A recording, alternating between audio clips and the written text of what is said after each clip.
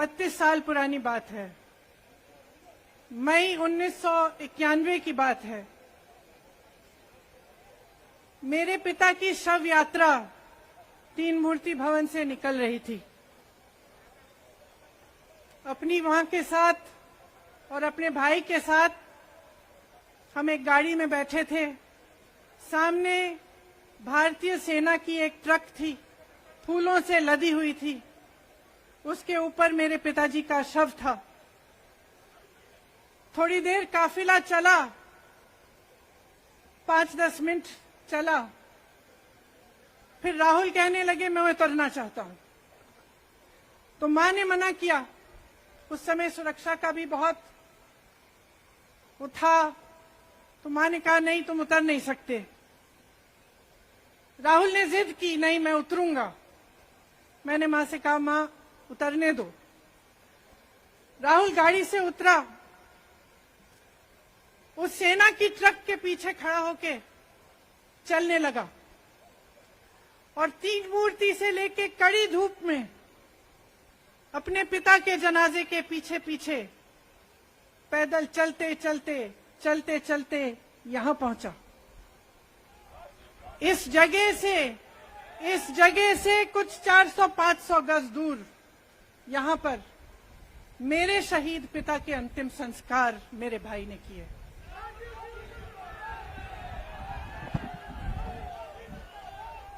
सुनिए, वो चित्र मेरे दिमाग में अभी भी है, मेरे मन में है। मेरे पिता का शव इस तिरंगे झंडे में लपेटा गया था।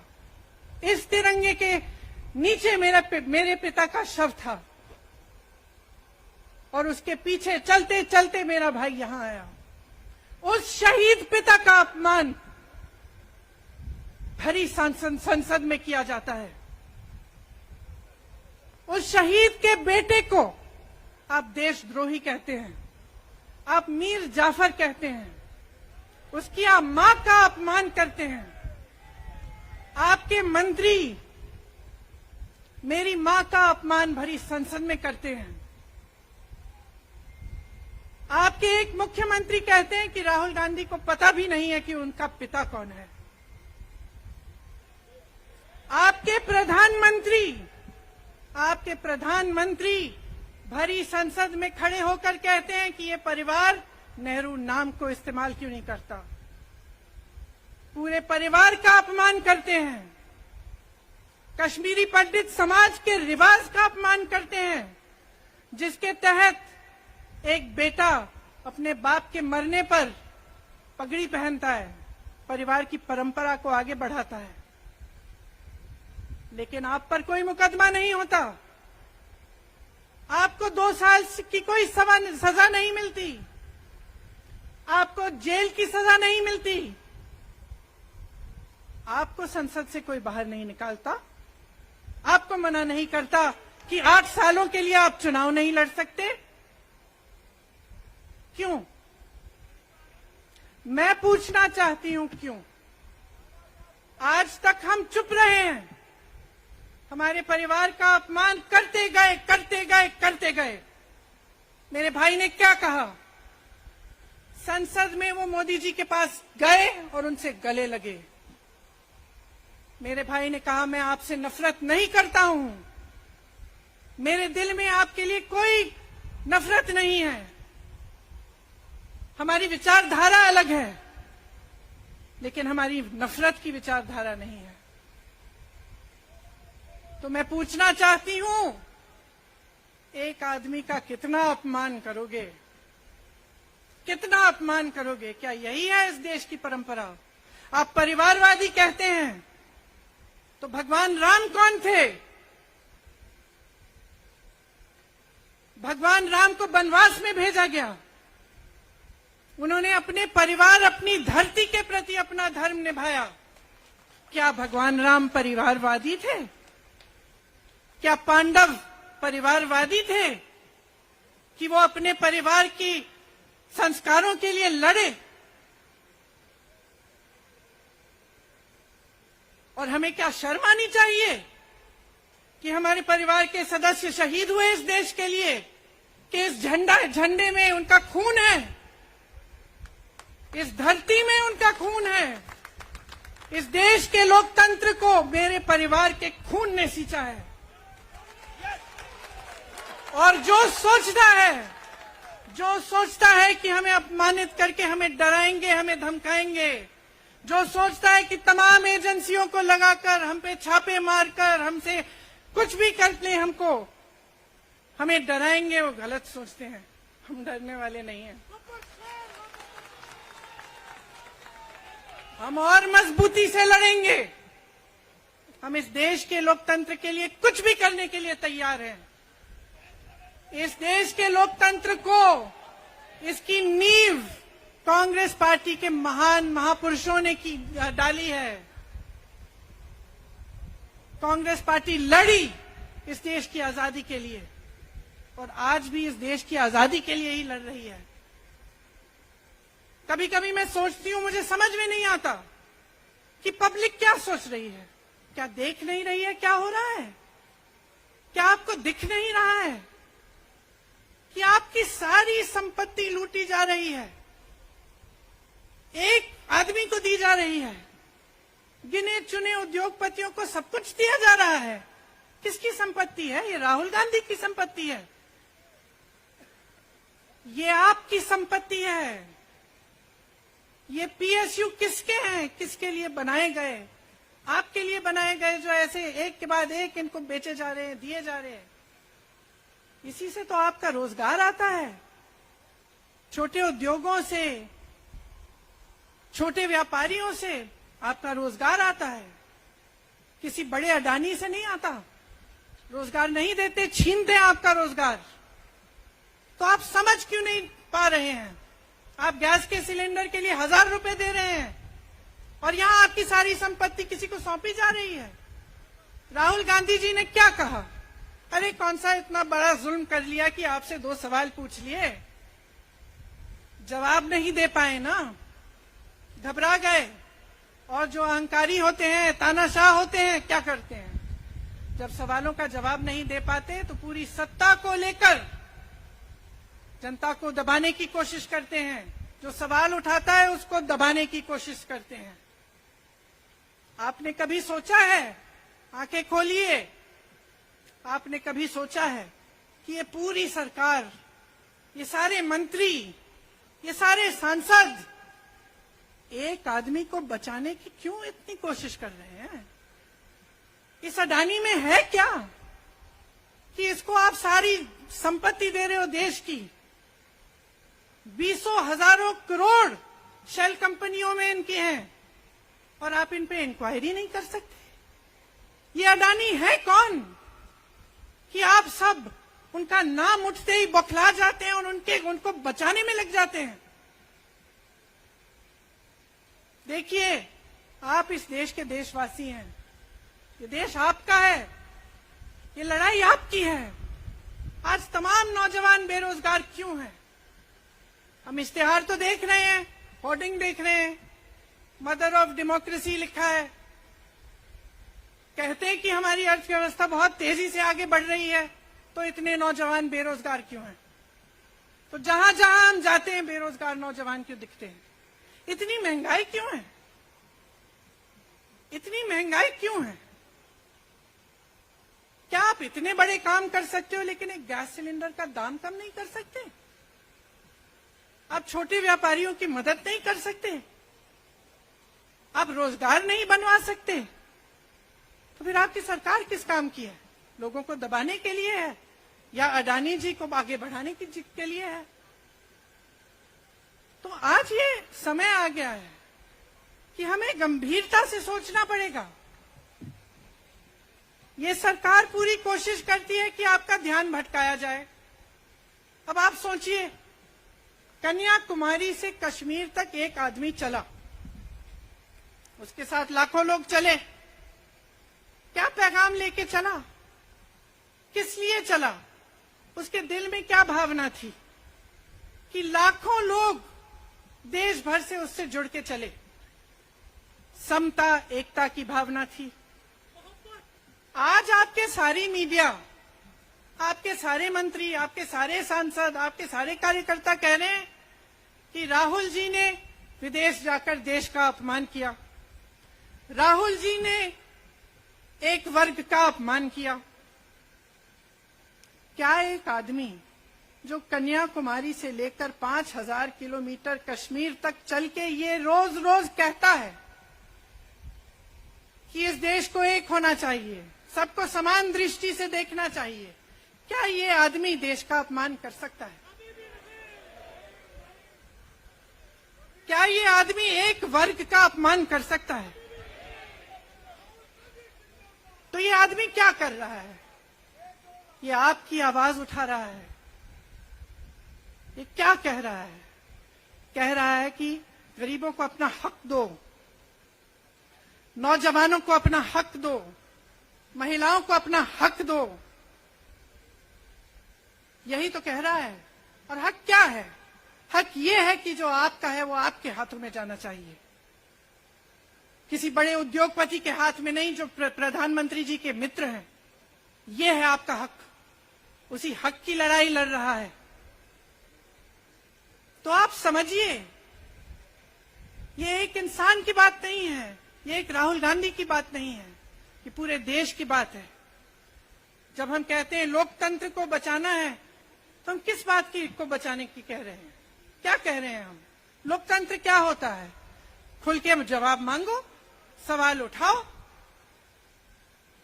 यही तो लोकतंत्र है कि आपको कोई आपत्ति है, कोई समस्या है, आप किसी के पास जाकर अपना हक मांग सकते हैं। आप कह सकते हैं भाई हमारे लिए ये क्यों नहीं किया, इतनी महंगाई क्यों है, हमारे लिए रोजगार क्यों नहीं बनाए। लेकिन आज यही हक आपसे छीना जा रहा है और आपका ध्यान इधर उधर भटकाया जाता है और इतनी चीजों को फैलाया जाता है जो सच नहीं है, झूठों को फैलाया जाता है। आप सोचिए, राहुल गांधी दुनिया के सबसे बड़े जो शिक्षा के संस्थान है वहां से पढ़ के आए हैं। हार्वर्ड और कैम्ब्रिज की उनकी डिग्री है। कैम्ब्रिज से उन्होंने इकोनॉमिक्स में मास्टर्स डिग्री, एमफिल डिग्री उनको मिली। आप उसको पप्पू बनाते हैं। पूरे देश भर में आपकी सहायता के साथ मेरे मीडिया के दोस्तों, डिग्री आपने देखी नहीं, सच्चाई आपने देखा नहीं, उनको पप्पू बना दिया। फिर पता चला कि ये पप्पू तो यात्रा में निकल आया और पता चला कि ये तो पप्पू है ही नहीं। इसके साथ तो लाखों लोग चल रहे हैं। ये ईमानदार भी है, ये सब बातों को समझता भी है, ये जनता के बीच जा रहा है, जनता की समस्याओं को सुन रहा है, तो जनता इसके साथ चली जा रही है। तो घबरा गए कि राहुल गांधी ने संसद में वो सवाल उठाए जिनका उनके पास जवाब नहीं है।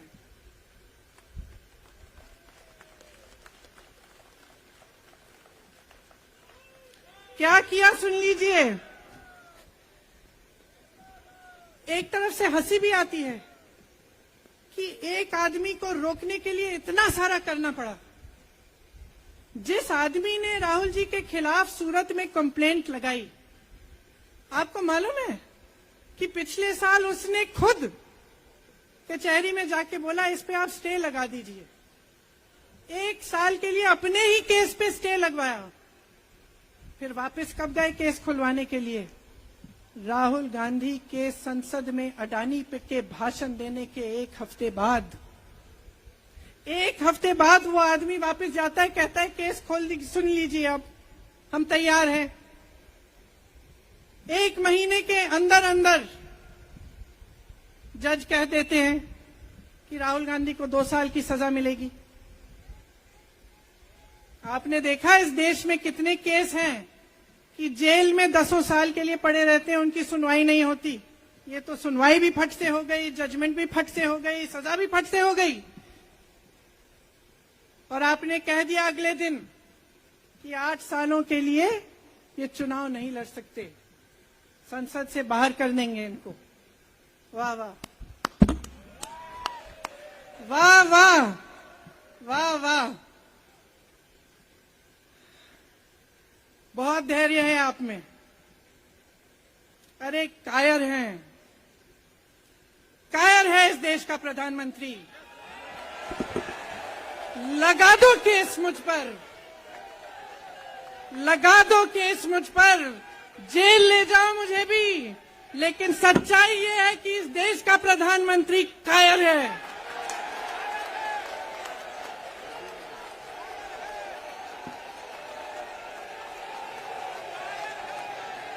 अपनी सत्ता के पीछे छुपा हुआ है,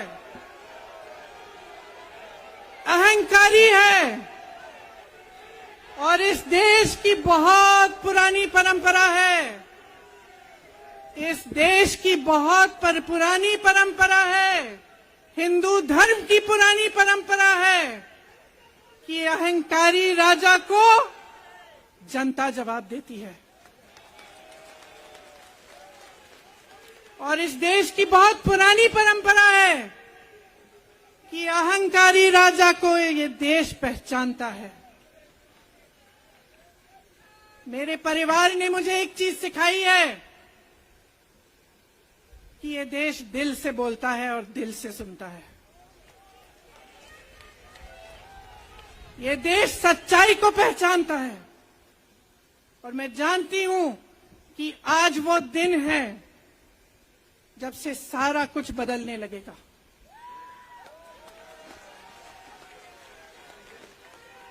मेरे मीडिया के साथियों, मैं आपसे कहना चाहती हूं, बहुत हो गया है, बहुत हो गया है। मैं जानती हूं आप पर कितना दबाव है, मैं जानती हूं कि आपको लाइन भेजी जाती है कि आज आपको ये कहना है, आज आपको ये लिखना है, लेकिन आपकी एक बहुत बड़ी जिम्मेदारी है। आज लोकतंत्र खतरे में है। अगर सरकार सवाल उठाने वाले को 8 सालों के लिए संसद से निकाल सकती है, अगर कह सकती है कि तुम्हें चुनाव लड़ने की ही इजाजत नहीं है, तो बहुत गड़बड़ है, बहुत गलत हो रहा है, और ये लोकतंत्र के लिए ठीक नहीं है, ये इस देश के लिए ठीक नहीं है। जब आप पत्रकार बने, शुरू में जब आप काम के लिए आए, तो आपके दिल में भी ये होगी बात कि देश के लिए मैं सच्चाई बोलूंगा, मैं सच्चाई बोलूंगी। आज आप बोल नहीं पा रहे हैं, हिम्मत करिए, खड़े हो जाइए आप भी। और जैसे खड़गे जी ने कहा कि तमाम पार्टियों ने आज अपनी आवाज उठाई है, उनका हम सब धन्यवाद देते हैं। और हम सबको एक होना पड़ेगा, इसलिए होना पड़ेगा क्योंकि आज ये देश खतरे में है। आज इस देश की सारी संपत्ति एक आदमी को सौंपी जा रही है, और उस आदमी को बचाने के लिए पूरी सरकार खड़ी हो जाती है।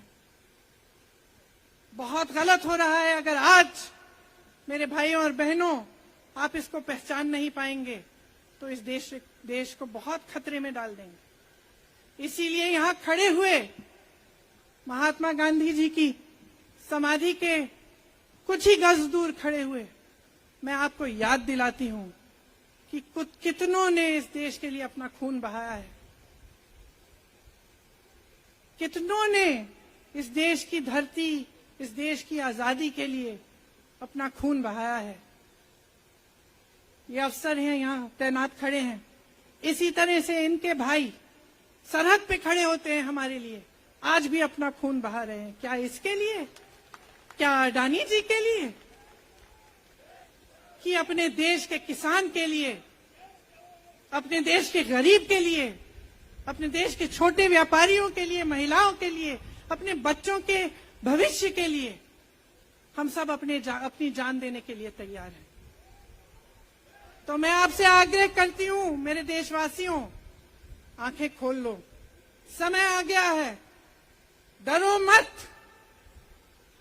राहुल गांधी के शब्दों में डरो मत, इनका सामना करने का समय आ गया है। एकजुट हो जाओ, सामना करो, इस देश की सच्चाई को उभारो, इस देश की एकता को बनाए रखो और इस देश को आगे बढ़ाओ।